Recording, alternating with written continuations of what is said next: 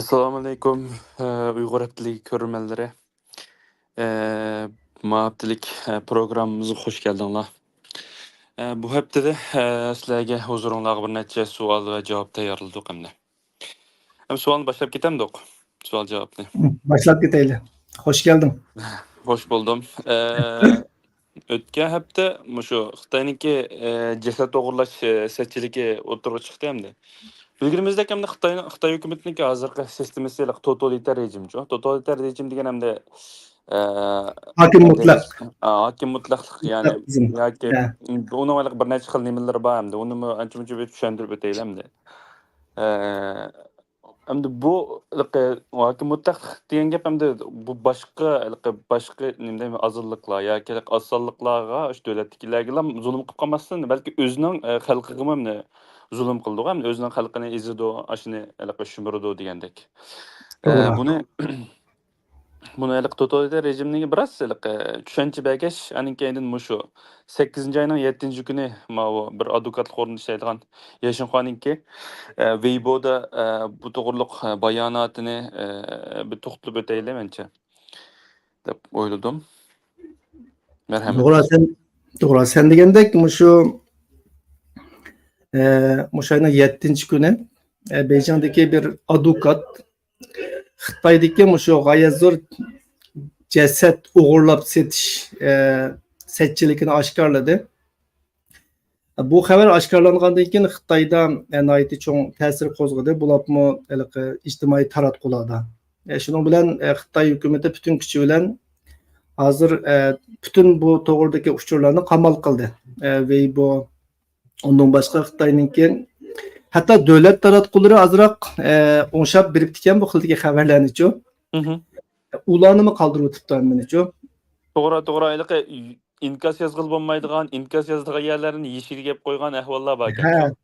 İnkas yazgılı bo'lmaydigan, andan keyin hatta bu haqdagi xabarlarga yurak bag'ili bo'lmaydigan ashtaq nima qilib o'tibdi.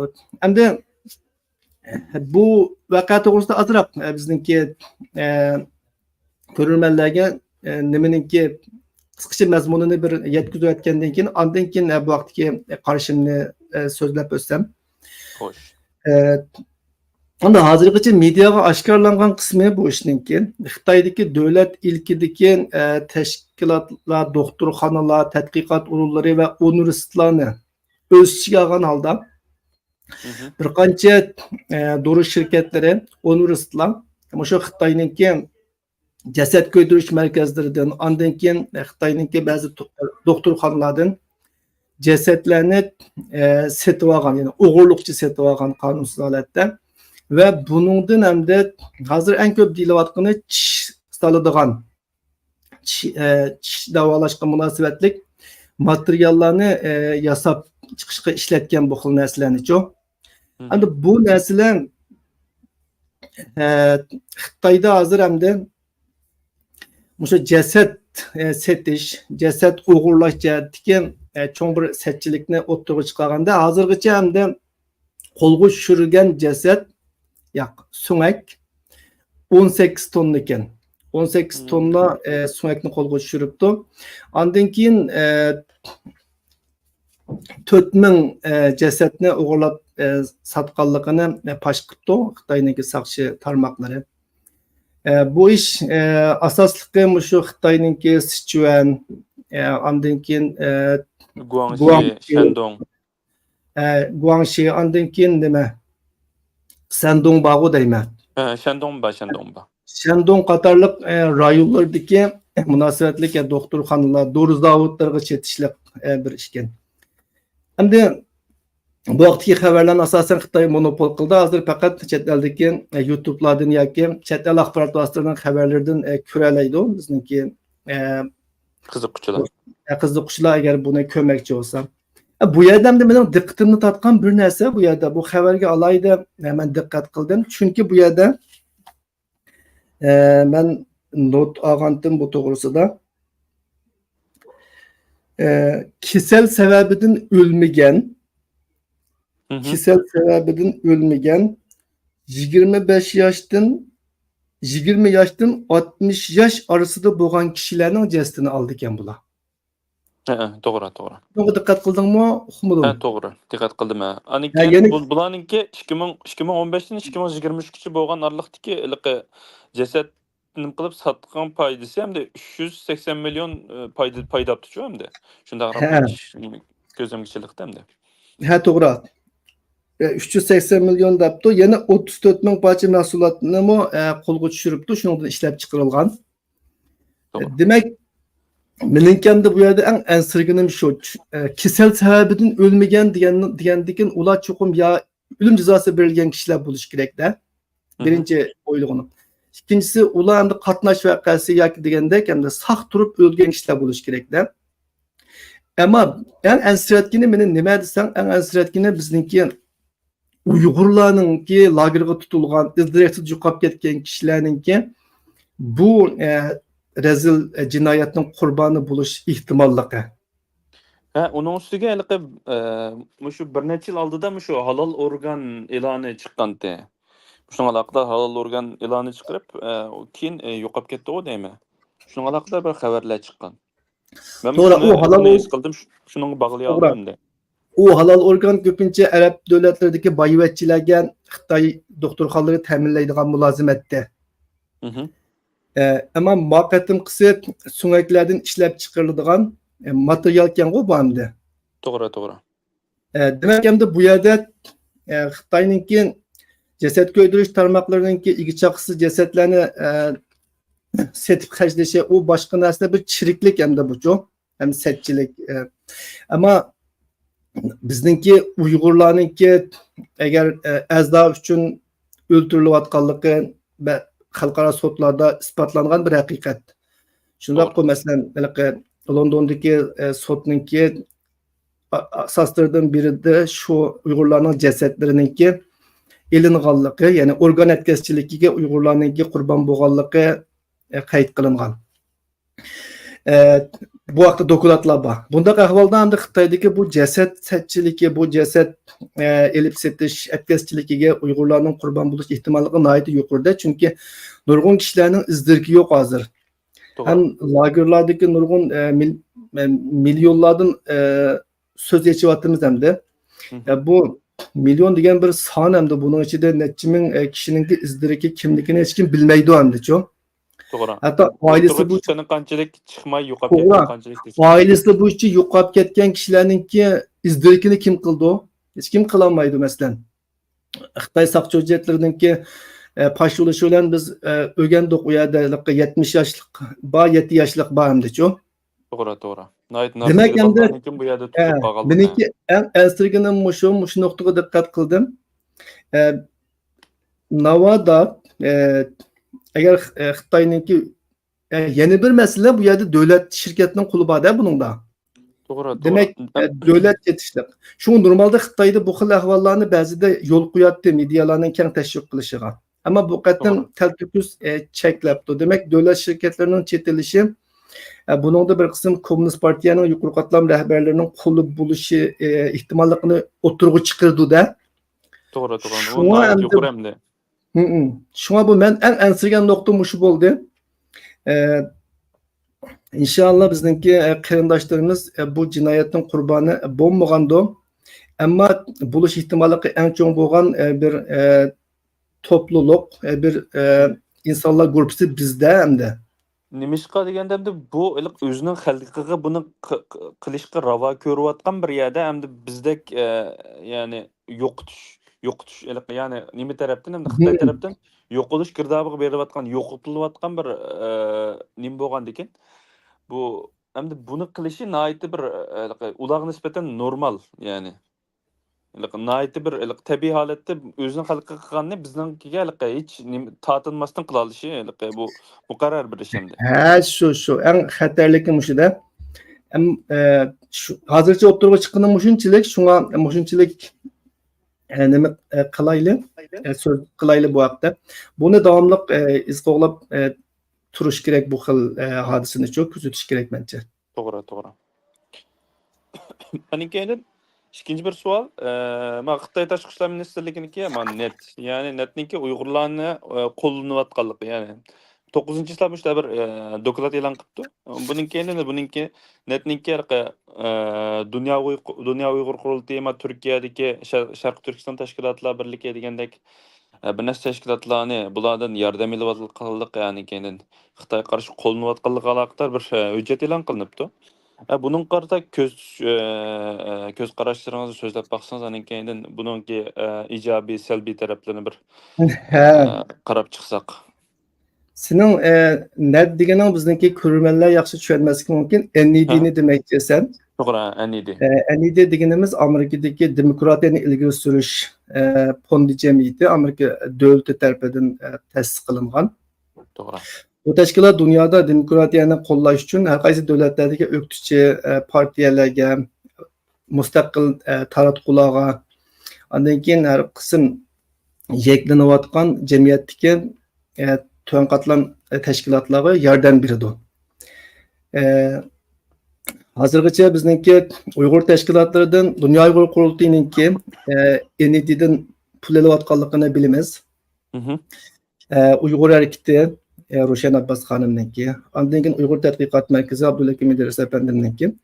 Bularni bilamiz. Bu yushurun emas, chunki NED'ninki torbetiga chiqib NED'den yordam alayotgan yoki projekt alayotgan teşkilatlar tizimiga qarasang bu maxfiy narsalar emas buchu. To'g'ri. Xitoy taraf xuddi buni alaydi bir nimaga bog'labdi? Istixborot CIA'ga. Amerikanınki istixborot tashkilotininki qo'llashidagi bir organda. To'g'ri. Ama amaliyotda u bir oshkora organ. Oshkora faoliyat qiladigan bir tashkilot, uning kimga nima berganligini o'zining to'rbetiga yozig'lab. Xitoyninki ham bu yangi bir narsami emas aslida-chu. Xitoyninki bu xil ayıplashi Uyg'urlarni Amerikaning qo'llashiga qilishganda ayıplashi yangi bir narsami emas. Ama bu qatim mening diqqatimni tatqini Türkiye'deki Ma'rif Cemiyeti yoki kengaytirilgan nom bilan Xalqaro Sharq Turkiston Tashkilotlar Birligini Hidayatullah Uzxon efendimnimi bunun ichiga tiqibdi bularchu. To'g'ri. Ben bunu bilmaydi ekanman. Ma'rif tashkilotininki Sharq Turkiston Tashkilotlar Birligininki NED'den pul alayotganligini. Ular töhmet qildimi yoki rost elayotamdi? Men uqmaydi ekanman hozirgacha. Sen ko'rdingmi, uqmadimmi hamda Tashkilotlar Birligidan bu haqda bir raddiya keldimi, kelmadimi, biz pul almadik, Xitoy bizni qarlayapti deb. Chunki bilsa hamda Tashkilotlar Birligi biraz Amerikadan o'zini yiroq tutishga tirishadigan bir tashkilot. To'g'ri. İslam dunyosi bilan Turkiya bilan bo'lgan munosabatlarga bakroq ahamiyat beradigan. Shunga hamda bulardan bir inkor demdik, Turkiya yalanlama deyilganda. İnkor bir narsa yoki bu xabarni men ko'rmadim, sen ko'rdingmi? He? Yo'q, sen ko'rdingmi? Aqdar hech qanday nima yo'q. Men bularniki buni ko'rmadimikin deb o'ylayapman hamda. Ko'rdim. Uni balkim ko'rmagandir, lekin buniki shularning ba'zi mas'ullari bor guruhlarda bu kuchur ham bahirlangandi. Şunun asasen köyde de o'ylayman, ama oshkora biz nima bayonot ko'rmaganligimiz uchun uni muzokara qilolmaymiz. To'g'ri. Tahlil qilolmaymiz. Bu meni hayron qoldirgan narsa shu bo'ldi bu yerda. Ama Xitoyninki hamma Sharq Turkiston tashkilotlarini bir tayoqda aydash uchun qo'llangan taktikasi bo'lishi mumkin. To'g'ri. Qanday bo'lsa davlat parchalashga bog'liq. Yenidən projekt tayyorlab hamda bularni sunib projekt olgan bo'lishi mumkin, onu bilmayman. Albatta elish xato emas. Navbatda biz yordam qilamiz deganlardan yordam olsak bo'laveradi, kim bo'lsa. Ammo men hayron qolgandim biraz yangilik tuyulgan narsa shu bo'ldi. Qolgan qismi hamda Xitoyning har doim deb kelgan narsalari, hatto menimi terrorist tashkilotlar qatnashdi deb ayblab yurgan 2019ning oxiri, 2020larda Xitoyning yer shari vaqt gizdi. Qaysi terrorist tashkilot qatnashdimki, o chog'da hech bir tashkilot qatnashmagan. Hamda nima ba'zida Ama bir torbat bağı demek özümüzdeki kimlik numarını kirgizsek, özümüzü karta koyulup kalan kodlar degendek. Qarsam mendim bir monç kodlar var ekan hamda. Şahit biz neden sen? Şahit biz go demek. Nurgul Şahit biz kodlar var ekan. he. Men nima qilib qo'ygan bo'g'aydim. Lekin hamda biz o'zimizga nisbatan naytlik xalqqa nisbatan nayt oddiy odam bo'lgan bilan Xitoyga nisbatan nayt bek qo'rqinchli qadamlar-chu asli. He. Ameliyatda qo'rqinchli emas. Xitoy qasdan ba'zida dushman yaratishga muhtoj. Chunki shunchalar cho'ng davlat bekadin bekam nima qilolmaydi-da, ba'zi siyosatlarni yurgizolmaydi, kishilar tushunolmaydi. Shunga dushman yaratib turib, Ba'zi nishon qilib turib, xashligan pullarni yoki nimalarni ashuna nima qilib turib degandek. unda qilish ehtimolliqim bor. Hamda dushman bo'lgandan keyin bizni cho'ng bilib olishi mumkin. Bilmaymiz, ish qilib bu xil ahvol, endi bu qatimqi nimani yig'inchoqlasak, Xitoyningki cho'ng bir dokulat e'lon qildi. Bu doklatda 9 avgust e'lon qilingan dokulat. Bu doklatni o'zi bozorga solanmay 14 avgustga deyman. Tashqi ishlar ministrligi bayonotchisiga so'g'izibdi, o'ziniki yollanma muxbirlari orqali. Undan keyin o shu yerda bir muncha Amerikani ayblab Uyg'urlarning bo'lgunchilik harakatlarini qo'llayotdi deb, undan keyin Rusha Abbas xonim qatorliq Amerikadagi faoliyatchilarning Turkiyaga kelib ketishlarining hammani shu Amerikaga bog'lab tushundiribdi, ayblabdi. Shu. Buningmi, mushunchalik to'xtalamdi qamsa. Jiq gap yo'q hamda shu. Shu işte debdi deb. Bilib qo'yinglar deb. Hamda shuncha bir savol bo'lsa, meningki yaqinda o'tkapdimi? Türk muxbirlarninki biz Sharq Turkistonni ziyorat qilib o'tibdi. Ziyorat qilib, bundan qarta masalan ba'zilari Twitterda masalan Ercan Küçük var. Ercan Küçük aynı vaqtda nimani ishlatgan? O medalyonning 200.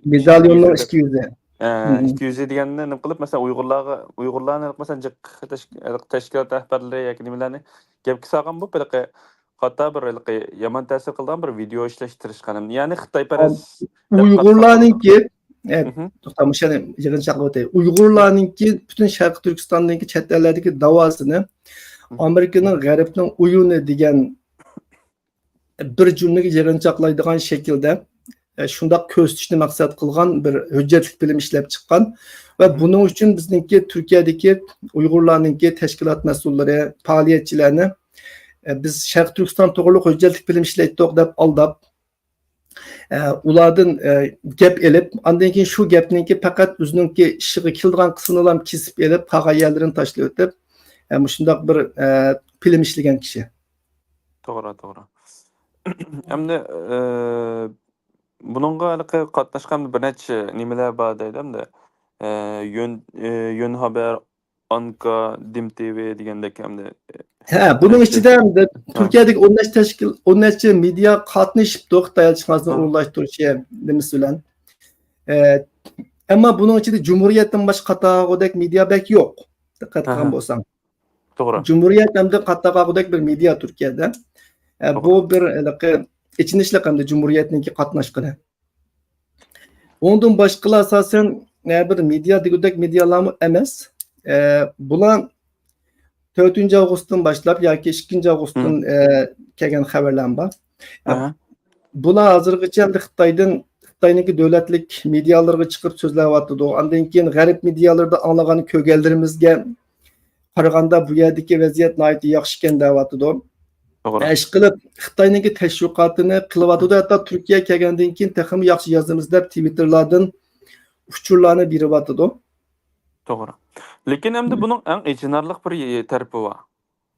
Buning ichinarli tarafi nima desam hamda bu buncholar hamda bir media so'z nim qilyapti, so'zlayapti. Buning qarta hamda bir Turkiyadagi tashkilotlardan bir men buning qarta bir bayonot yoki buni yolg'onga chiqaradigan uning qarta hech qanday bir nima yo'q. Ya'ni buning qarta bir qarshi bayonot yo'q.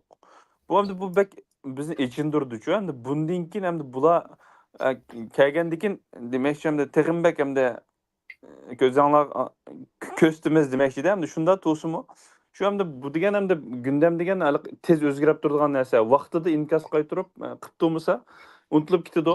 Anikende bu narsa arqib saqlanib ras holat kelib qoldi hamda.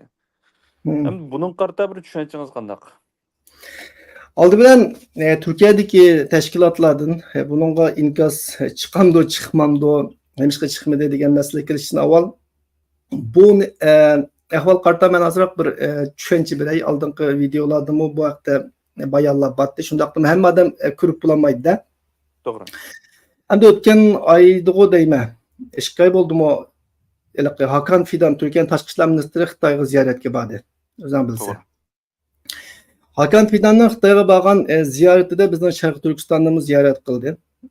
Ama Hakan Fidan o yerde şu Taşqı Ürümçi Türk'nün yurtu degan gapdan başqa o yerde mahiyetli hech qanday gap qilmadimdi chu. Doğru.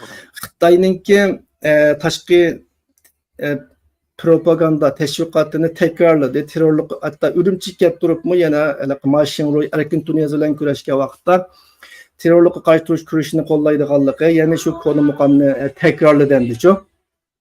Doğru. Bu endi Xitoy Sharq Turkistondagi poytaxtiga berib turib, Xitoyga bu gapni deyish amaliyotda nima degan gap? Uyg'urlarni u sanglam tushunamiz degan gap. Chunki Uyg'urlarni Xitoy bu terörlük qarshi turma deb uryapti, shundaq-ku. Doğru. Terörlük qarshi turma deb bostiryapti. Bundaq ahvolda sening deydigining u yerga berib, yana shu gapni takrorlash emas. Uning o'rniga terörlükni bahane kılıp Uygurlarını bastırışınlar karşı durumuz diyen gap buluş gerek. Şundaq-ku.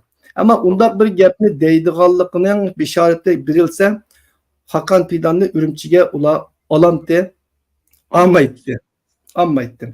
Demek hem de Türkiye, ben aldığım katımda degenge okşaş, Şarkı Türkistan meselesini, Uygur meselesini bulup mu Uygur irqi qirg'inchiligi yaqinqi yillardagi bu masalani hamda atlab o'tib Xitoy bilan munosabatni yaxshilash, Xitoy bilan bo'lgan iqtisodiy savdoni birinchi o'ringa qo'yishni qaror qilib bo'ldi degan gap hamda-chu. Hakan Fidan berishni oldida. Qarasam uning aloqador masalan Hakan Fidanning berishi hatta taqib olgan galostuk degandek nurg'un narsalarni qilgan bo'ldi, ammo men siznikidan belak bunun qarşı bir negatif bir qarşı bir etiraz kömüdüm. Hammasi nayt yaxshi bo'ldi, bag'in yaxshi bo'ldi. Yo'q, itiroz nerede? Hakan Fidan taqvagan galostukning rangi kökken Xitoyga uchirib berdi deb mushadagi bizning tashkilotning boshliqlaridan tortib xili faoliyatchilar hammani shuni hambarlab xo'shalligini bildirdi. Rahmatini aytdi. Bizda undaq bir umurutqusi va tashkilotlar belki yo'q. Umurutqusi va siyosatchi yo'q. Xo'shamat qilishdan shu aloqa kishilarga küçükleniştin andın bir mevcutluk yoki bir kuch oladigan kishilarcha, tashkilotlarcha dadil chiqib turib o'ziniki andishisini siliq til bilan chiroyli ifodalaydigan tashkilotlar yoki mas'ullar asosan yo'q deyarli hamda-chu. Shu vaqtdami bizning tashkilotlardan bunun qarta bir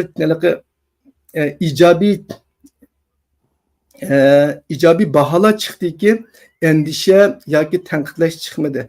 Lekin chiqmadi desakmi hamda nima bo'lib qoladi? Tamoman haqchilik. Yanaqcha bo'lib qoldi. Surgun hukumatdagilar norozilik bildirdi. Endi biz Turkiyaga to'xtalgandan keyin chiqmadi dedik, ammo har kimga haqqini berayli, mayli surgun hukumat bo'lsin, mayli dunyo qurultoyi bo'lsin, mayli ma'rif jamiyati bo'lsin, kim qilgan bo'lsa menimcha to'g'ri deyishimiz kerak. Shundaq-ku. To'g'ri. Surgun hukumatdagilar garchi ba'zi uchurni xato o'qib olgan bo'lsa-mu, Türkçeni İngilizceye tercüme qilish jarayonida kelib chiqqan ba'zi tufayildan. Ammo noroziligini bildirdi. Shunga ulardan boshqalardan sado chiqmadi. Sizin qatdigan Endi meningmi qatdigan boshqa narsa yo'q. Endi yana bir savolga o'tsak. To'xta. Unda o'smantar javobini tugatmadim. Tamam, bo'ldi. Nimada bu xil ahvol shu Hakan Fidan bag'andan keyin buning yo'li ochilgan. Qarasang uningdan keyin keyindan Turkiyaga Xitoydan o'maklar kelishga boshladi. Biyadi Turkiyaga 1 Mablag' milyard soldi. mablag' selib zavod qurmoqchi bo'ldi. Arkadan Türkiye'ninki AK Parti milletvekilleri Xitayning ichki o'lkalarına sayohat qildi. Nurg'un shaharlarga bordi. Endi bu qatim bo'lsa Türkiye'deki Xitoy elchixonasini o'rinlashtirishi bilan Türkiye'deki asaldan Xitoyning ishini qilib kelayotgan Vatan Partisi qatorliq organlarninki orqa saptiki tashkillashi yoki qo'llashi bilan Türkiye'den 10 necha medianinki adamları bizden vatanga berib bu chaqqicha Arablarninki, Afrikalıklarninki qilgan ishininki o'z aynini bular qilyapti hozircha. Endi bularning qilyotgani jinish emas. Buni burun Pokistonlik qilgan nima Arab davlatlardagilar, Afrikadagilar qilgan. Endi Türkiye'de mi burun bu şekilde qilganlar bormidi? Batdi. Ama bu derecede emasdi. Demek endi bu yerda nima bor deganda hukumatning ichib bergan bir yo'li bor bu yerda-chu. Bu yo'ldan menyapti. Chunki Xitoy va Turkiya munosabatida Türkiye'deki Xitoyparast Vatan Partisi'ninki arıçılık rol oynayotganligini hammamiz bilamiz. To'g'ri. Hatta ben Türkiye bilan Xitoyninki yo'lni ochaman, o'ngshayman degan gapni o Vatan Partisi'ninki boshlig'i Doğu Perinçek to'la so'zlaydi medialarda-chu. To'g'ri. Rus o Xitoyparastga hech qachon yushugan emas. Demek endi hukumat bununla yeşil çırak yakkan yerde bular bardı. Endi bugün bular bağan bolsa, elbette Cumhuriyet'in başkasının hazır qatağa qo'shilib yok ama bugün bular bağan bolsa, erta o'gün hukumatni qo'llaydigan taratqularninki bevosita hatta TRT'ninki berib shuni bilan bu yerda Amerikalik medialar davatqandek bunda zulm yo'qkan desa, men hayron qolmayman.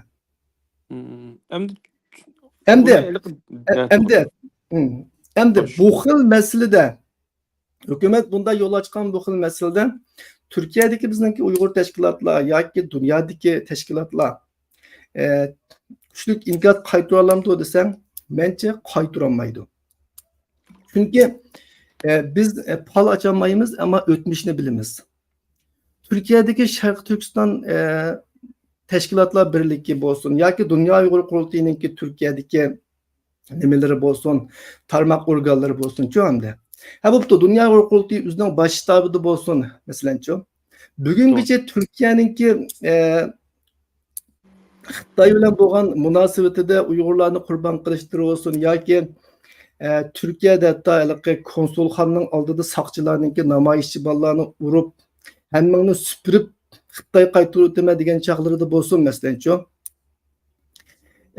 Bizning tashkilotlardan kuchli bir ayibnoma, jasur bir inkos ko'rdingmi?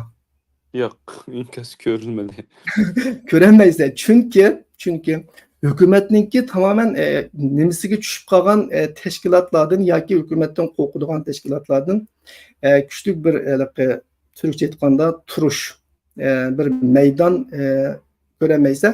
Faqat hukumatninki tutumi biraz o'zgargan vaqtda fursatdan foydalanib, undan keyin boshqalarni dumbalaydigan, mushlaydigan ish bo'lsa ham nima kızım sana aytay, kelinim sen anla degan şekillerde şu anda.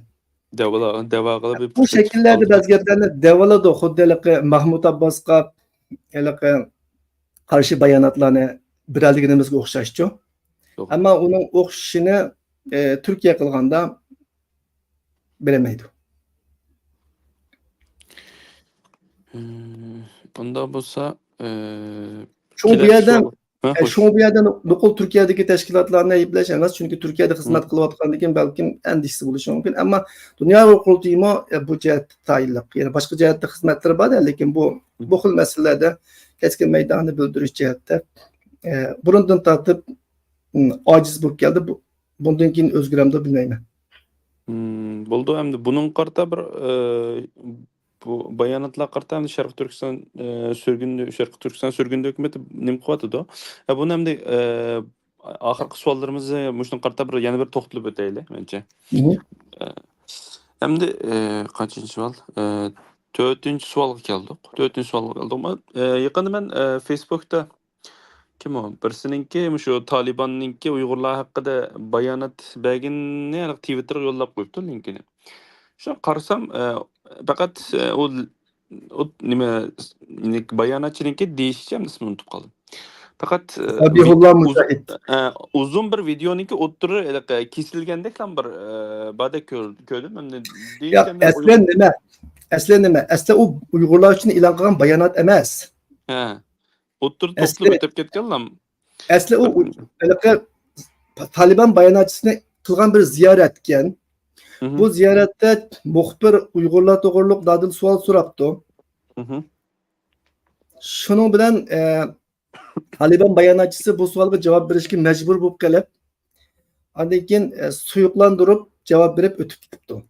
To'g'ri, u Uyg'urlardan bilek boshqalardan mı endish qilayotganligi, musulmonlarni izlayotganligi degandek shundaylik suvab o'tib ketgandek ko'rdim men bu.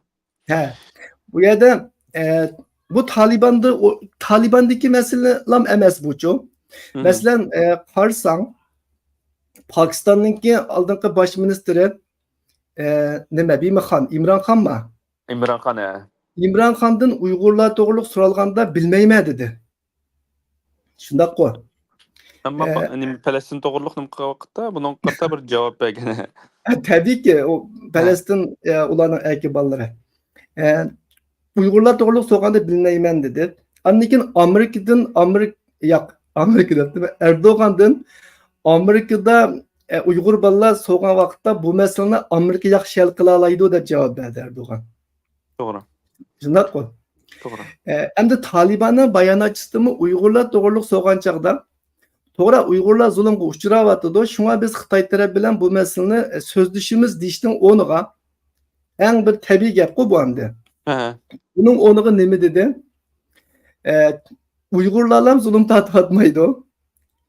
Keşmirlikler, Palestinlikler, Rohingyalıklar hemisi zulüm tatmatıdı. Biz bulanın hemisininki bəxtlik yaşını, xoşal yaşını, dini itikadıga emel kılıp, ibadetlerini caydı kılıp yaşını ümit kılmayız dep gepni Uygurlar meselesi kelgen çağda tuyuklandırıp ve umumlaştırıp cevap verdi.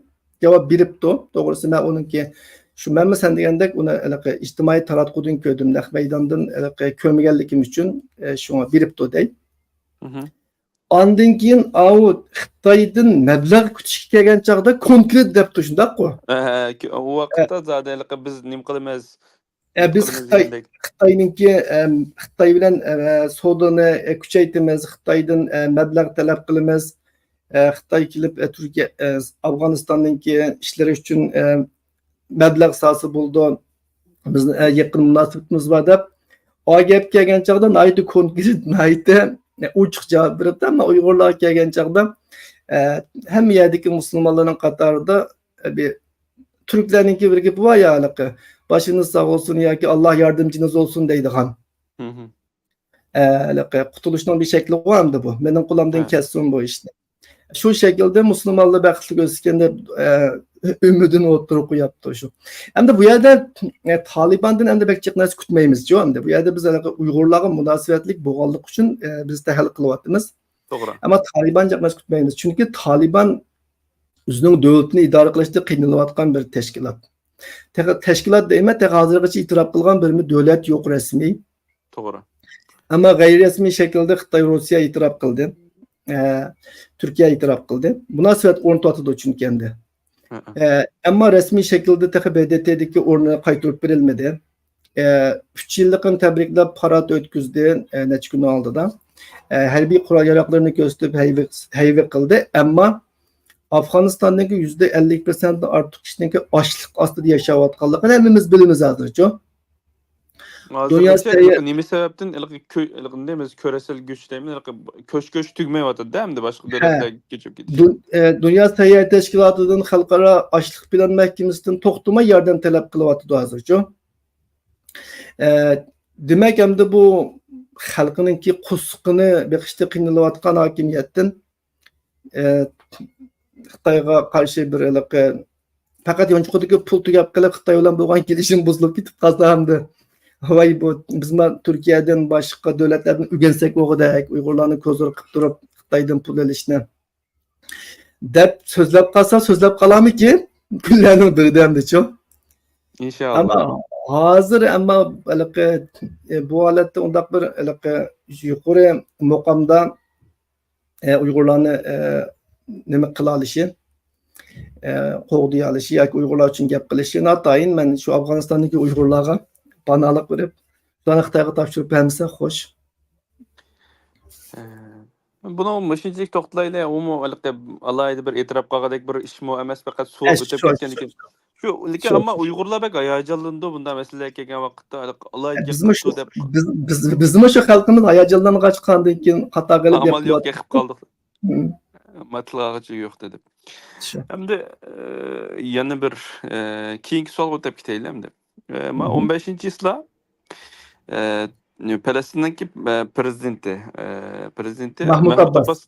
Mahmut Abbas nima qildi? Mesela Türkiye Büyük Millet Meclisiga kelib bunun qarta söz qilg'izdi. Hı hı. Aning keyindan bu jarayonda hamda boshqa davlatlarni o'ziga yordam qilish chaqirgan bo'ldi, Gazaga boradiganligi degandek mana shunday narsalarni degan bo'ldi. Bunun qarta hamda sizning ko'rganlaringiz, ko'z qarashlaringiz, salbiy, ijobiy ko'z qarashlaringiz qanday? Lekin mening ko'rgan yerim yana bir yerim. Hı. Bunu İYİ Parti'nin muhalifniki Palestin bayrağı bilen Şarkı Türkistan bayrağını birlik qilib qo'yganligini shu Birga qo'ydi. diqqatimni He. tortdi. Hem bunun qarta ko'z qarashlaringizni bir anglab baqsaq. Aslida bu sözge Hamas'ninki suikast bilan o'ldirilgan siyosiy rahbari İsmail Haniye birga qatılmoqchi. To'g'ri.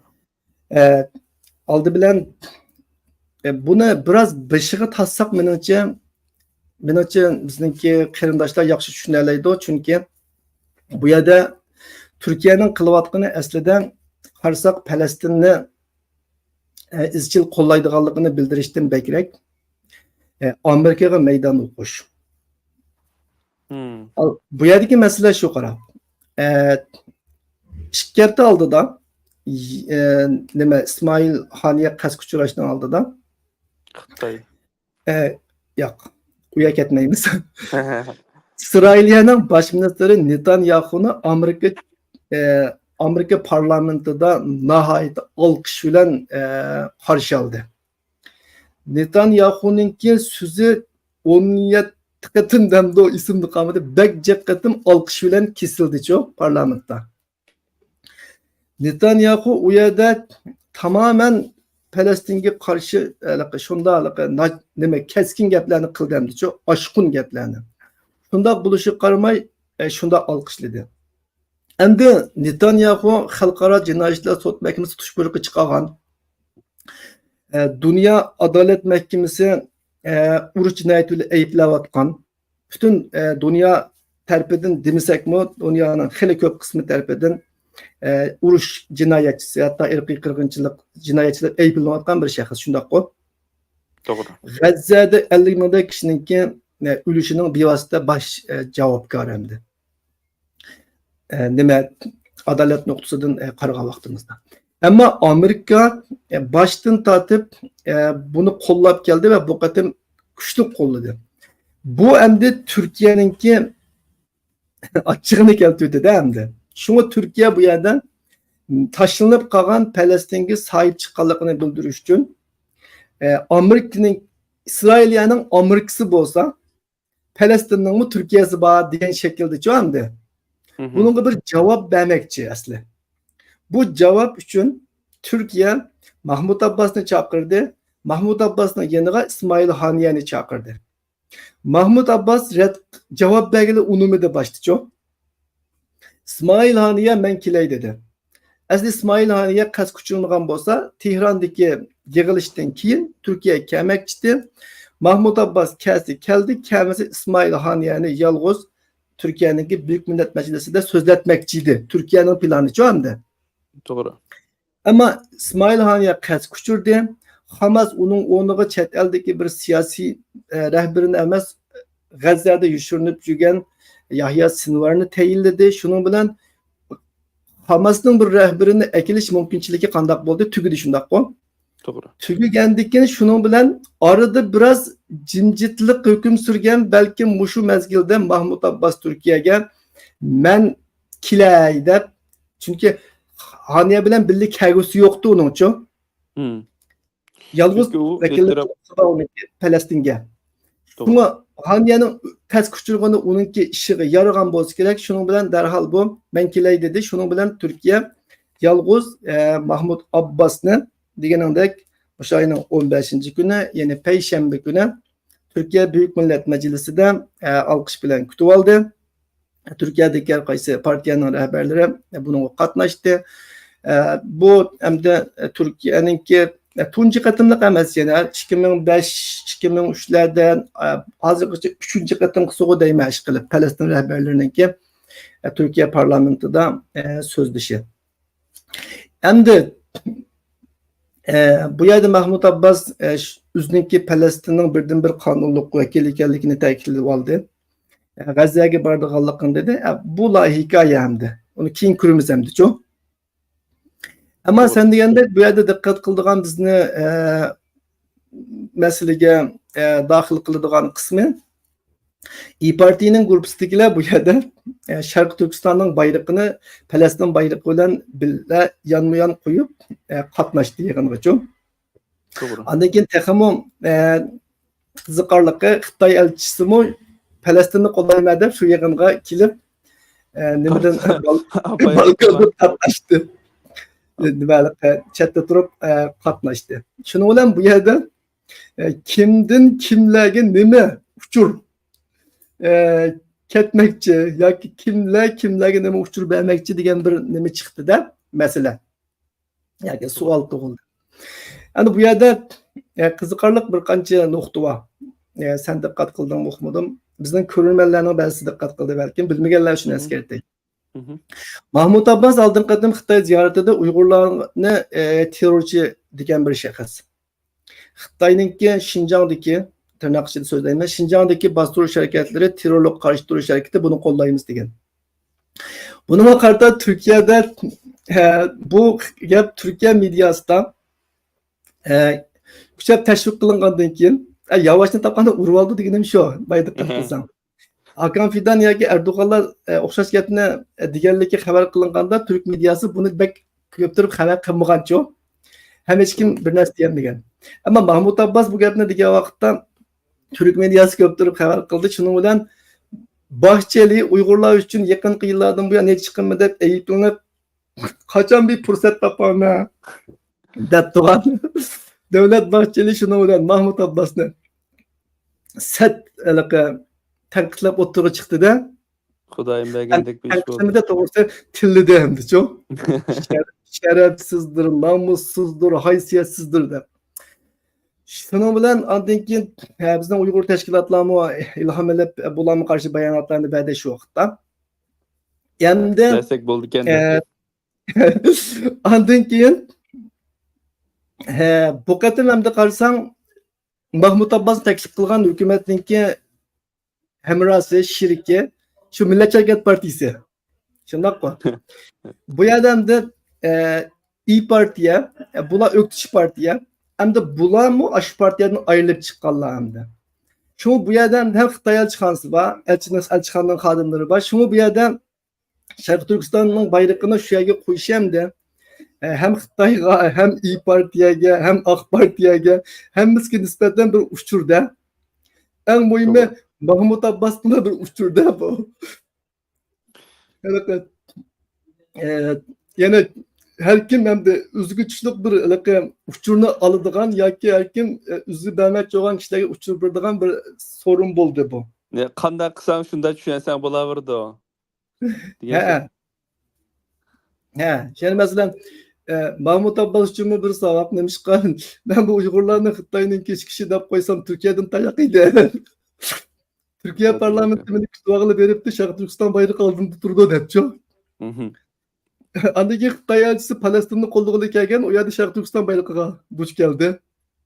Amal yok. Milliyetçi Patriotlik Hareket de Partisi'nin qarasam. Mahmut Abbas'ını karşı tutan bilen aynı vaqtda tılgan Milliyetçi Hareket Partisi hazır onu teklif kılıp hokimiyet bilen billa sorun tayyorlab bergen. Onundan ayrılıp çıkan İYİ Parti onunğa Şarkı Türkistan baylıqını küzgü tıqqan boldu ayadicha. Acayip. Ya sen Uyghur üçün muşundaq bir yığın açamaysa, mesela İYİ Parti'ninki Milliyetçi Hareket Partisi'ge bergen uçuru deylendi ço. Ha. Sen Uygur'un rehberlerine bu yerge ekilenmeyse, Rabia Kadır'ını Dolkun Eysan Türkiye'ye kiriştin çekleyse, Mahmut Abbas'ını bu yerge ekip sözültemse. Yani demet hep düşünsek buldu. Şuna işinki bu tarafı zıkarlak. Andaki için işlik tarafı hem de Türkiye'nin hazırlığı Uygurlar için bir kıtım bir alaka Uygur ırkı kırgınçılığını tekşürüş layısını mı makul yanmağanlığı şu Gazi Meclisimizden. Türkiye Büyük Millet Meclisi degan nom qo'yishlik hamda hozirgacha AK Parti bilan MHP'ninki rad qilish sababidan sanab bulamayman go hozir Turkiyada Uyg'ur irqiy qirg'inchiligi tekshirilsin deb berilgan teklif loyihasiniki rad qilingan qancha qatim rad qilinganligini bu tarafga Doğru. yechinishlik hamda bu şey doktorlar bu to'g'risida bak aşırı etsek bizdenki nimadan ko'rmanlardan fikir qildi ekan. Evet, doğru. Gap qilib ketmanglar deb. Astılanlar deb. Bizni ilqi nimdeymiz? O ilqi nimdeymiz? Ba'zida bizden ilqi ağrınıp turvaldı. Karşı taraftan herkes ağrınmaydı. Ular ilqi biz doğruluk karşı bayanat verse çatıqı yok ama bizden ilqi karşı bayanat kep qalsa biz ular irqiy qirg'inchilik biz irqiy qirg'inchilik uchrayotgan tursak nimishqi biz yana bular tarafı turmaymiz deb ta'tir tek tarafli tefekkür qilib turib oldi. Shu bekar bir xil ko'nglimni yerim qildi. Masalan, ba'zilar Coca-Cola'ni qattiq boykot qilgan bilan ammo Xiaomi telefon ishlab turib oldi qarasak. Bekar Ya o dünya bo'yicha Xitoyga kelgan chog'da musulmonlarning iymoni ishlamaydi. Sezgurlik ile iman desek ba'zilarning kishilarniki nimasiga kishiligiga hurmatsizlik bo'lib qolmasin. Nimasi diniy sezgurlikka Xitoy kelganda ishlamaydi. Endi shu 9-slag deymi? Nimaninki Mehdi Hasan'ninki bir programı oldu El Jazeera'nın o deymi?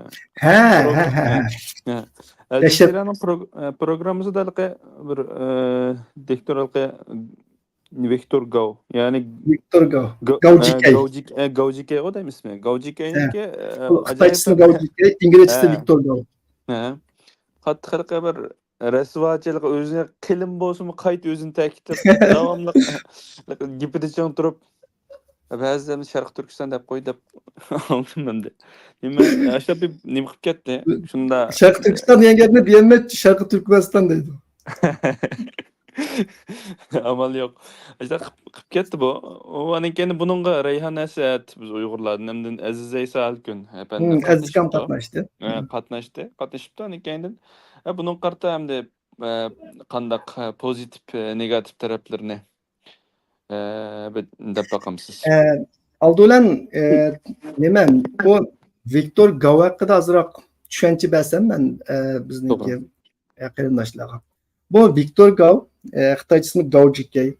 Bu Xitoy advokat hem akademisyen. Bu hozir Suju Universitetininki professori. Aynı vaqtda bu Yal Üniversitesida hem qonun o'qigan, hem siyoset o'qigan. Yaldan siyoset kasbida magistrligi bor, bilishimcha. Hozir bu Xitoy va Yasharlish markazining muavin boshlig'i, bu Xitoyninki davlat mablag'i bilan qurilgan davlat ilkidagi tadqiqot o'rni. Think tank, düşünce kuruluşu yani İngilizce. Ondan keyin bu Xitoy mamlakatlik xalqaro tadqiqot jamiyatining boshlig'iga. Eng muhimi bu 83-yildan 88-yilgacha Xitoyninki ikkinchi büyük daisi Xi Jinpingninki tercümanı bo'lgan. Demek İngilizcesi yaxshi. Bu Amerika'da o'qigan.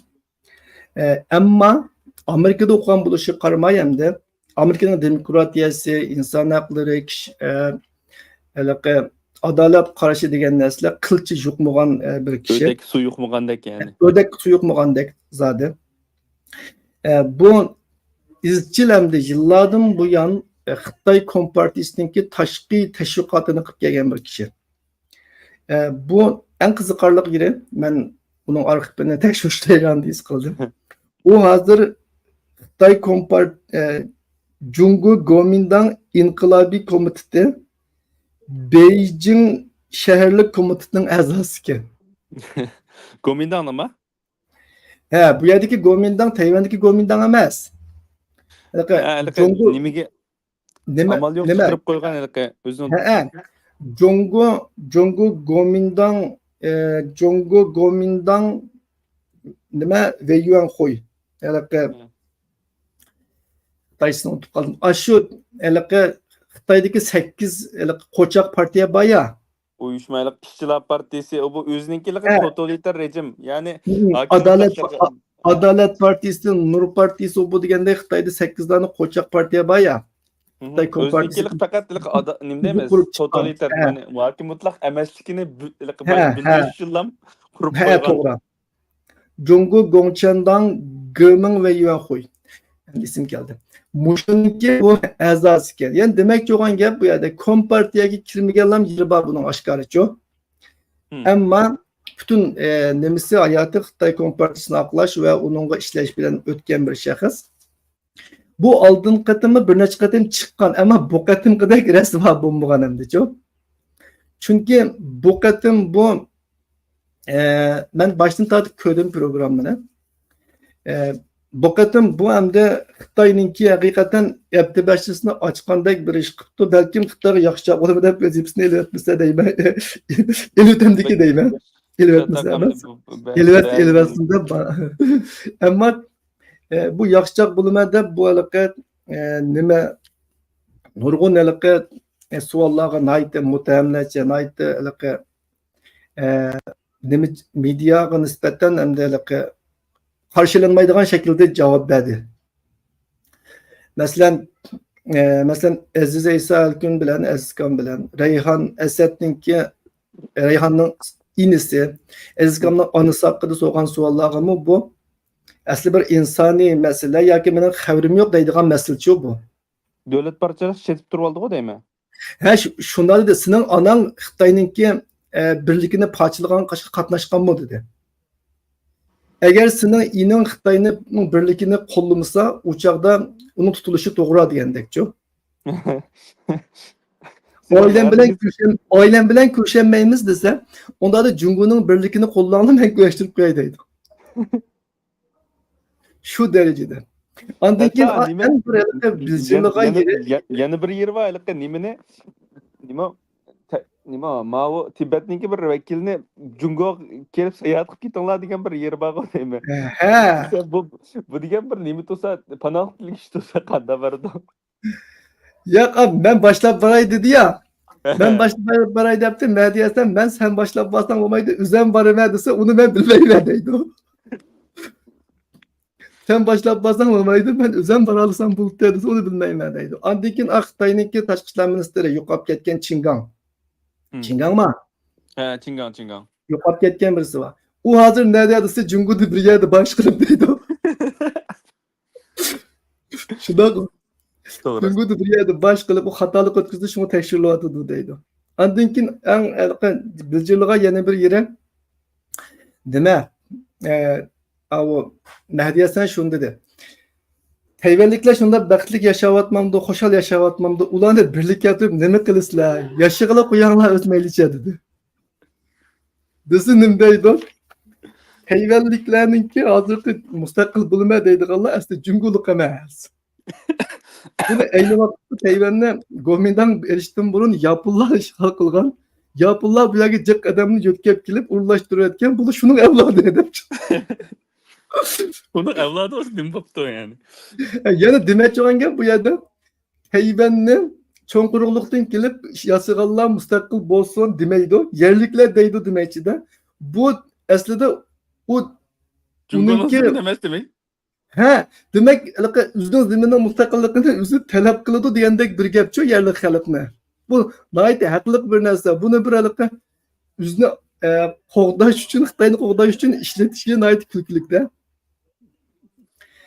Bu ashta kulkilik nima, ammo bu yerda Xitoyninki nihoyat nimaligi razilligi yaxshi pash bo'ldi-da. Buni hozirgacha qarasam Xitoychaga tarjima qilib taqitibdi, ruscha taqitibdi, arabcha. İtot belki bunda qiziqarli chiqmas bo'g'iydi. Hatta arabcha nimaning Al Jazeera'ningki qonunning ostiga qarasam butunlay Xitoy bashmoqlar yig'ib ketibdi. Hammasi Mahdi Hasanga hujum qilib. Mahdi Hasanni Falastin to'g'riliq bir film ishlab nimadan burunqi xizmat o'rnidan haydab o'tgan ya. Amerikadagi sening xabaring bormi bilmayman. PBS'da bir yerda ishlaydi. Burun Al Jazeera'ga ishlaydi, keyin boshqa yerga o'tib kelgan. İsrail'in tanqidlaganligi uchun uni ishdan bo'shatdi. Shuning bilan andan keyin sen Amerika mediasi Falastinni qo'llovlik uchun ishdan bo'shatgan. Sen hamda kelib yana Xitoydan tanqidlagan tuding deb. Nədiki münasibətsiz gaplarni aytib turib, uningga tanqid yig'ib ketibdi. Ammo qisqasi nimani oshirib o'tmayli vaqtni. Sen degandek haqiqatan menimcha yaxshi programma bo'ldi, chunki Xitoyninki naqadar nimaligini dunyoga ko'rsatgan bo'ldi. Hozir qarsan milliondan eshib ketibdi ko'rish nisbati. Mancha inglizcha bildiganlar yoki uning tarjimasi bo'lsa boshqa tillarda bo'lsa, endi ko'rishga arziydi. To'g'ri.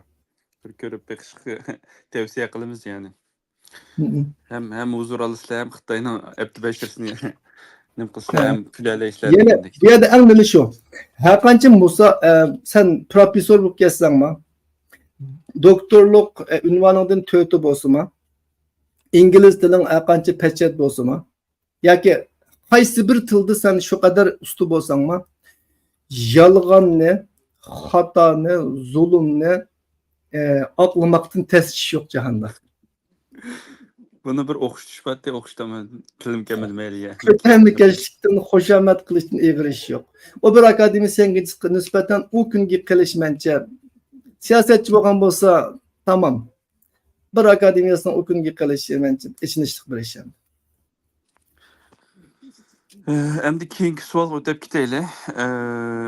Endi yıllardan beri hem de bu hem de Şarkı Türkistan sürgün dokumentiga alaqadar bir savol oldu. Yıllardan beri hem Şarkı Türkistan sürgün dokumenti faaliyet qildi dedi, nechiga pajlanib ketdi. Mesela xalqqa nisbatan biraz salbiy bir obraz bor hem de. Ama şu birinchidan yoki namtiminala efendi başchilik bo'lib mesela prezident bo'lib saylangandan keyin buning nimaları, faaliyetleri bo'lsin, biraz jonliq bo'lyotdi. Bazı mesela nurgun teşkilatlar bunun cüret kılanmagan meselelerge cüret kılatıdı, devatıdı, dadıllık falan. Bununki ne deyimiz, selbi ya ki icabi taraflarını bir körüp bakamdık. Yani yakında bir yeni bir sürgün hükümetninki nimik qartama şu Şarkı Türkistan'daki bu atkanlık, ergi kırgıncılıkını toxtuşqa bir yeni bir çağır qıptı mesela. Şunu mutluluğa ağaç, icabi selbi taraflardan bir nim qısaq. To'g'ri, sen degandek surgun hukumat 2014da qurilgandan keyin uzun birlashlik bir bo'lmay hozirgacha 7-8 qatim qayta qurilib, nihoyat mas'uliyatsiz, nihoyat mas'uliyatsiz desam sal yengil kelib qoldi bu gap. Nihoyat yana odam tiligim yo'q bo'ldi. Mush gap yasina.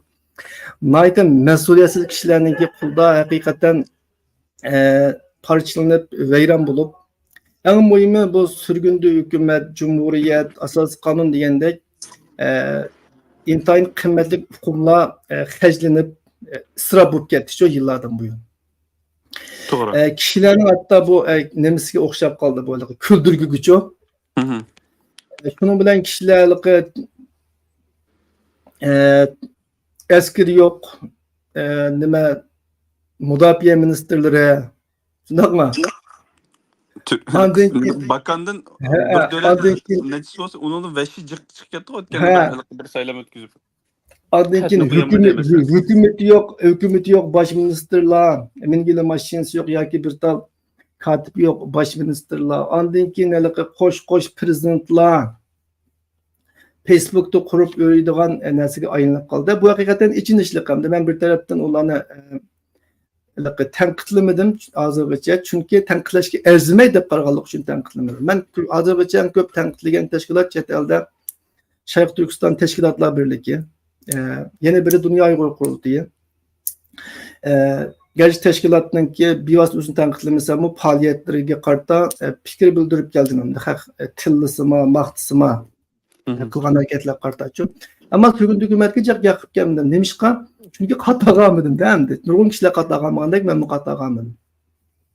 Ammo bu hukumlarninki bunda hajlanib ketganligiga men haqiqatan hamda o'kinaman, ichim og'riydi. Chunki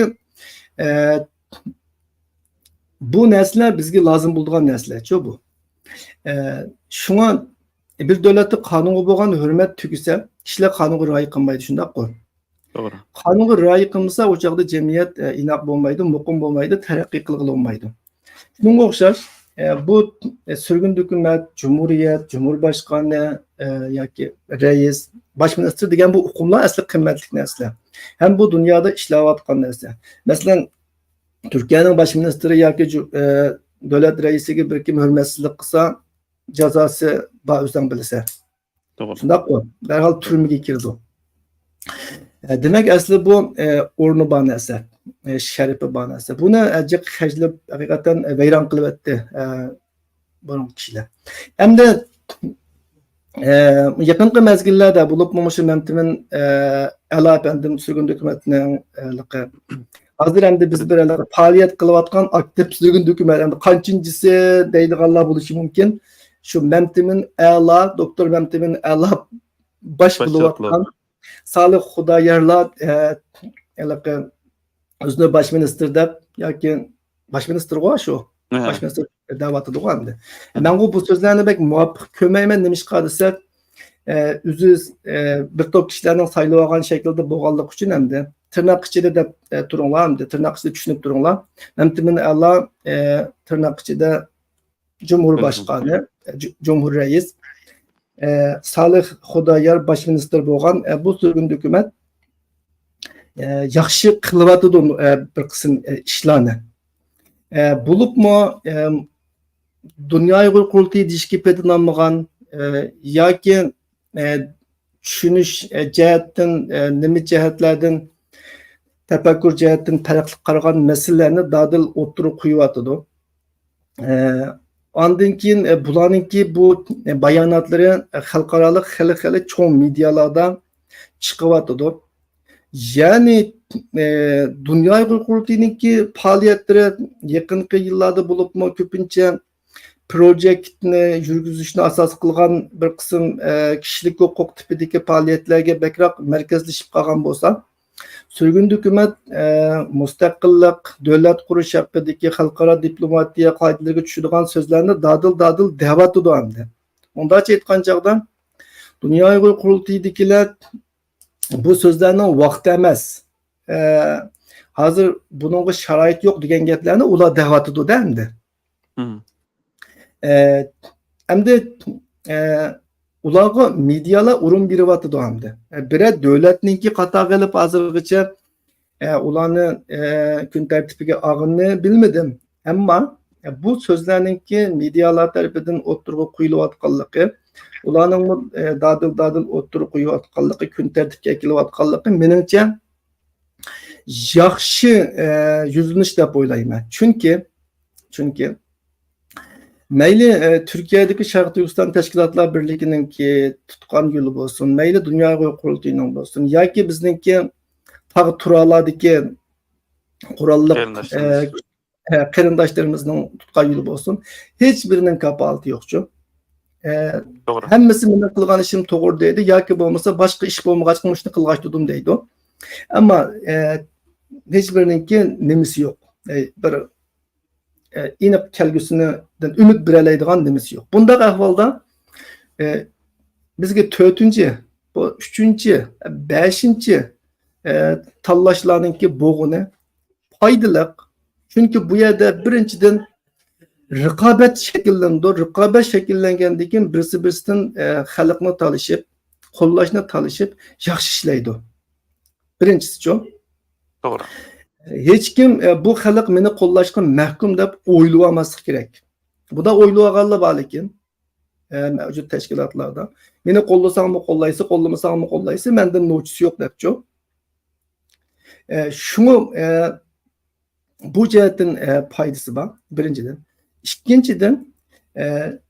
Ikkinchidan, kunlarning birida qaysisiniki oldiga chiqib uzib mangadiganligini bizni Xitoy qarshi kurashda mustaqillikka yoki Xitoy bilan bo'lgan kurashda foydali vaziyatga boshlab mangadiganini bilmaymiz. Vaziyat darvaqa dramatik o'zgarishi mumkin. Bunday ahvolda tanlashning ko'p bo'lgani bizga foydali deb o'ylayman. Tashqi davlatlarningki Uyg'urlar davosiga qo'l tiqish uchun foydali deb o'ylayman. Cihatçı lazım bo'lsa tağdakilar bor, islomchi lazım bo'lsa Turkiyadagilar bor. Shundaqmi? Demokratchi, metodologlar lazım bo'lsa dunyo qurultiyi bor. Demokratchi biroz qattiq qo'l keskinlar lazım bo'lsa sug'undiklar bor degandekchi. To'g'ri. Mushundaq tanlashlarning bo'lgani yaxshi deb o'ylayman. Hamda sug'un hukumatningki yaqinqi xizmatlarida kelsak, haqiqatan yaxshi bo'lib o'sha axborot sohasida yaxshi ishlarni ko'ryapman endi. Shu Hindistonningki ANI Asian News Network yaxshi bo'lmayotdi. Hozircha ovozim yo'qolib ketdimi? Kislip bek to'rbek nachar hozir. Onu bilmedim lekin. Endi sal yaxshi. Shu Hindistonningki Osiyo xabarlar xalqaro Osiyo xabarlarida bir cho'ng bir nimasi bor, axborot agentligi. Bular Uyg'urlarning xabarlarini bek ko'p beryapti hozircha. Qanday xabar bo'lsa bizda hozircha bular. To'g'ri. Shunaliqi nima sen boya gapini qilgan bayonotni shularningki xabardan ko'rdim. Tafsiliy berib turib Uyg'urlarningki mustaqillik haqidagi medialar berishni xohlamaydi yoki hukumatlar anglashni xohlamaydi deb yillardan buyon ba'zi tashkilotlar deyilmagan gaplarni ular iniq debdimdi-chu. Bunimi ular iniq yozibdi masalan Uyg'urlarningki mustaqilligi, egilik huquqi, irqiy qirg'inchilikqa qarshi butun dunyoning harakat qilib Xitoyni jazolashi haqidagi mazmunlarni. Şu diqqatimni tortgan bo'lg'achqa, shuni bugungi mazmundan shuni muzokara qilaylik. Biz tarafsiz holatda kim to'g'ri qilsa, shuni maqtaylik, kim xato qilgan bo'lsa, shuni tanqidlaylik. Oxirida bizning xalqimizga nima foydali bo'lsa, shuni tanlaylik degan maqsaddan bu temani tavsiya qilgandim sana. Degandek bu jihatda yaxshi xizmatlar bo'lyapti. Bu bayonotni mencha olqishlashga tegishli. Biz yuqorida Xitoyningki Turkiyaningki muxbirlari Xitoyda Sharq Turkistonda ziyoratlarni qilib, yolg'on yovdoqlarni taqib o'tsin hozirgacha Turkiyadagi tashkilotlarning sado chiqmaganligini tanqidladi. Unda bo'lsa buni maqtaylik. Dunyoni harakatga o'tishga chaqiribdi. Uyg'ur irqiy qirg'inchiligiga sukut qilmaslikka chaqiribdi. Sharq Turkistonning egilik huquqini e'tirof qilishga chaqiribdi. To'g'rimi ya? To'g'ri. Tarafsiz bo'lish degan shu ham nima deymiz? Nima deymiz? Hamma odam bizningki yoki nim bo'lsin, normal xalqqa anglay oladigan bir deymiz, bir taratqu bo'lishga bekroq muvofiq deb qarayman. Bu jihatdan o'zida hozirlash tegishli bo'lgan bir narsa deb qarayman. Tarafsiz holatda yaxshini yaxshi deb, yomon deb. Bunda bir media bo'lmagan taqdirda bunda nima deymiz? Kanal bo'lmagan taqdirda taraf hamma odam o'zining kanalini anglaydi. To'g'ri. Hamma odam o'ziningki masalan qaysi tashkilot bo'lsa, shuning o'ziningki ayrim bir nima xabar bor. Ular shuni anglaydi. Uni qo'llovchilar ham anglaydi, belek odam anglamaydi. Balkim ularga muxoliflar ashlarga bir qusur izlash uchun anglab qolmasa hamda. Ha shu. Bunda bo'lganda lekin qarshi saloni anglaganda ancha taqyiri bu xil usulninki. fitne qildi deblam o'ylaydigan gap. Chunki kalla butunlay mushuni qo'llash kerak deganga markazlashgan bo'lg'achqa qarshi chiqqanlarni u chog'da bular fitne qildi deb o'ylaydigan gap. Shuning bilan hech qanday bir qarshi sadoga sabr qilolmaydigan bir vaziyat shakllandi. Ammo bayman deganda hech bir yo'lninki nimasi yo'q, kapolati yo'q. Chunki kapolatini ko'rgan bo'lsak-to'q, qaysiniki agar qaysidan umidni ko'rgan bo'lsak-to'q, vatanninki mustaqilligi, vatanning ozodligi, xalqimizning o'rligi uchun shuning keyindan chapqan bo'ladi-to'q. Seningmi, meningmi, hammamizning oilasi turmalarda, Xitoyninki majburiy emgak silish lagerlarida, u yerlarda hammamiz bilamiz, yana ekranda kulishib bo'lgan bilan hammamizning bag'ri qon yosh.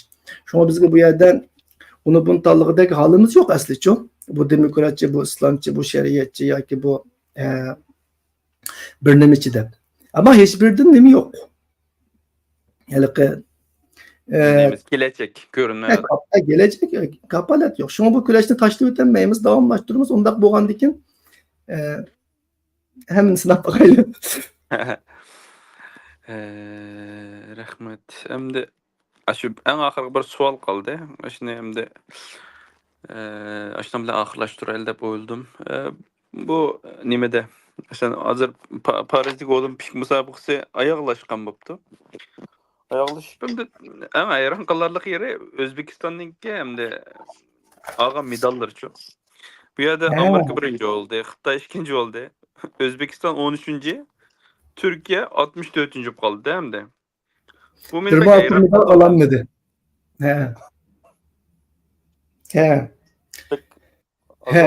Sen dikkat qilsan, men mi dikkat qildim zaten. Men Facebook'umda yozgandim. Men oxirlashmadi deb o'ylab, hozirgacha deb yozibdim. Fransiyadagi balla imkos yozib tugab bo'ldi endi ololmaydim deb bundan bek ag'am mushu deb imkos qaytiribdi. Şu vaqtda darhalam qarasam, zodi shu kuni tugatdi ekan musobaqa. Xitoy bilan hamda Amerikaninki davomli birinchi ikkinchilikni talashtirganligini bilatdik ham yillardan buyonchi. Ammo O'zbekistonninki 8 oltin medal olib 13 mi 14 mi? 13. 13. Dunyo bo'yicha 13-chi bo'lg'ini haqiqatan meni hayron qoldirdi. Men ya buchoqchi O'zbekistonninki hamda tantarbiya sohasini kuzatmaganligim uchunmi bilmedim, yıllardan bu yanma yaxshi natija olib kelyaptganman. Ammo bu qatim bu Parijdagi Olimpik musobaqasida biroqlam 8 oltin medal elishimda yaraysilar o'zbeklar deb yozibdi demini. Endi yana bir tarafdan e'tirof qilsam ham bir qarindosh o'xshash tilda bir gap qildigan bo'lgandan keyin hamda yetdim bo'lsa. Yana bir jihatdan bizningki mayli kultur jihatdan, til jihatdan yaqin aslida bir siyosiy ayrim bo'lmasa bir millat hisoblanadigan millat kishilarmiz biz. Undaq bo'lgandan keyin turib, mendimi shu istak qo'zg'alib qoldi. Keşke bizning davlatimiz olgan bo'lsa, hech bo'lmaganda biz 8 oltin medal oldik ekanmiz debchi. To'g'ri. Masalan, Turkiya yoki boshqa davlatlar agar 10 ni olgan bo'lsa, biz 8 ni ola olaymi deb o'ylab ketmaydim bakchi. To'g'ri. Ama Türkiye'nin birini alanmay, Özbekistan'ın 8'ini alın qarab, biz bozaqma aldık ekanman dedim. Çünkü Özbekler bilan biz kelishmaymiz çoğumdi. To'g'ri. Konsistimiz bu her jihatdan. Biz maqtashning o'rni yo'q mantiq jihatdan. Biz oldincha qalyaptik desak, mas kelmaydi. Ammo ularchilik alalaytdik desak, mencha hamma Uyg'ur qo'shiladi deyman bu qarashimgacha. To'g'ri. Xitoyda tantarbiya sohasida shu 1 milliard Xitoyning orasida yana bo'sh kelmay natijalarni qo'lga keltirdi bizningki balla. Mayli boks sohasida bo'lsin, davozlikda dunyo birinchisi. Shu oltiqda shunga o'zbeklarni maqtash bilan birga, yana ularga apron o'qish bilan birga Turkiyadan sal nomus qildim endi bu yerda turib gaplasam. Toryan nachar bo'lib qoldi. Kelmay qoldi o deyman. Hamda o'shaldi. Endi tugay deganda mayli nima tushamadim men, menda kuchli ko'rinyapti. Şuna hem de Özbek qarindaşlarının neticesinde hakikaten hoşal buldum. Elbette bunun da şəxslərinin tirişçanlığıdan sırf dövlətin qolluşu var. Türkiye'den şuncha yaxşı mahirlarning borligini hemmimiz bilamiz. Ama dövlətin ki təşkilləşi, yetakləşi yaxşı bolmaganlıq üçün qollashları. Şuna Türkler deydi o bu hükümet sporun içine etti depçi. Şunlarla Türkiye'den de tenterbiye hakikaten yakın 10 yıl belki 20 yılın en naçar rekortunu kırdı da bu kadın. Bundan efslandım ama Türkiye'ninki neticesinde efslandım ama Özbekistan'ınki galibisini hakikaten xursand buldum. Sen de bayan degenimde bizden bu devletimiz boğan bolsa degen arzuğa çümüldüm hem de. Sualın tügüde sual mı tügüde bugün program muşinçilik hem de sen gepani qilib andın ki ben ahırda bir gaplayman.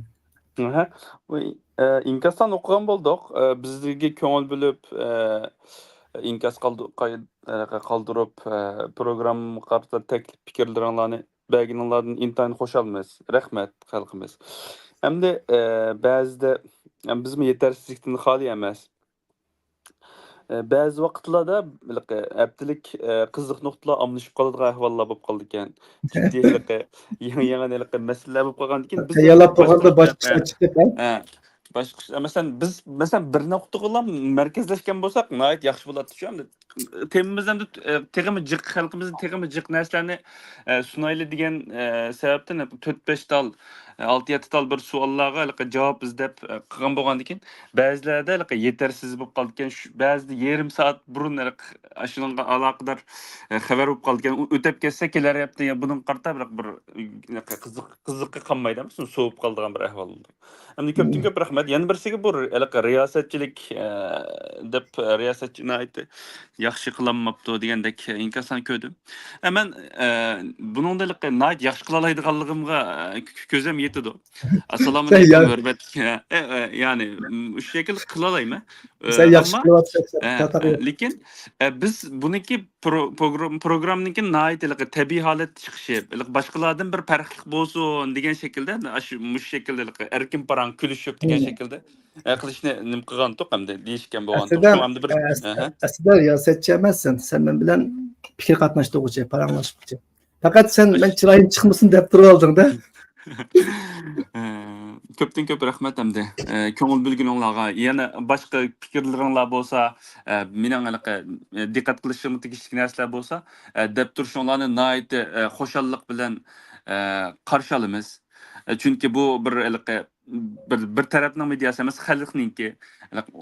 Her tarafninki yetersiz ve yeterlik yaxshi pozitiv negativ taraflarni kanalga agishilishni, hambarlashni tartib qo'yishni unutmaysan. Savol tanqidlar bo'lsa qilaversin, maylisin. Tanqidlar bo'lsa qanchalik tillasanglar biz rozi. Bo'ldi, rozi biz. Lekin tilla oladigan odamlarning bo'lishini yoqtirmayman men. Bu mesela bir taraflımılık bo'lib qolsa, to'g'ri tushunib o'tib ketdik bu chaqishimda. Tillayolmasak yaxshi bo'lmaydi. Hamda tillashni bizdan boshlanadi. deb qo'ydik hamda tillamanglar, lekin ilmiy tanqidlarni har vaqt qarshi olamiz. Biz bek rahatsız bo'lmaymiz hamda, lekin boshqa ko'ruvchilarningki nimasi? Baribir ommaviy sorun bo'lgandan ommaviy sorunda tilaqaratning bo'lishi kişilerine bir aram kılıdı. Ama icabi tanqidlarni, maslahatlarni, takliflarni davamlı qarşı alamiz. Suallarni qarşı aldık ama sual soraydiganlar chiqmayotdi. Hem de ahırda ko'p rahmat senki bugün vaqt chiqarib temalarni tayyorlaganing uchun. Ahırda nimaning bir temani eskartay dedim, bir tema emas aslida, muhim bir hodisa. Abduqodir Damollam buningdan 100 yıl burun tez uçurgan. 1924 yılı 8 ayının 14 günü suikastga uçurab qazo qilgan. O'tgan 14 avgust Abduqodir Damollam şehit qilinganligidan 100 yilligi mushu munosabat bilan biz shuni xotirlagan, eslagan bo'layli. Allah yatgan yerini cennet qilsin. Bizning xalqimizningki ilm, ma'rifatga erişişi, aqartilishi uchun qo'shgan töhfeleri mengu unutulmaydi. Emse Allah emanet. Keler hep görüşkiç aman Keler. bolsunlar, qarindoshlar.